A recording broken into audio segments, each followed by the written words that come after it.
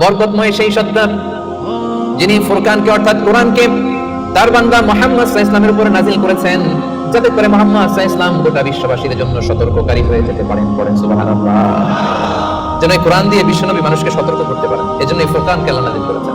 একটা পেলাম কিতাব, 2 নম্বর পেলাম জিকির, 3 নম্বর পেলাম ফুরকান। তাহলে ফুরকান এটা কোরআনের আরেকটা নাম। ফুরকান মানে হচ্ছে দ্য ক্রাইটেরিয়ান। দ্য ক্রাইটেরিয়ান, কোরআন হচ্ছে পার্থক্যকারী। কোরআনের একটা নাম হচ্ছে আল ফুরকান। আল ফুরকান মানে হচ্ছে ক্রাইটেরিয়ান, দি ক্রাইটেরিয়ান।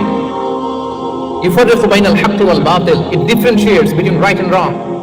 কোরআনের একটা বৈশিষ্ট্য হচ্ছে কোরআন সত্য মিথ্যার মধ্যে পার্থক্য করে দেয়। কোরআন পড়লেই বুঝতে পারবেন কোনটা সত্য কোনটা মিথ্যা। পড়েন সুবহানাল্লাহ। এজন্য যারা বলে কোরআন পড়া যাবে না, কোরআন ধরা যাবে না, কোরআনের অর্থ শোনা যাবে না, এটা আলেমদের কাজ। শুধু আলেমরা কোরআন ধরবে, আলেমরা পড়বে, এই কথাটা কি ঠিক?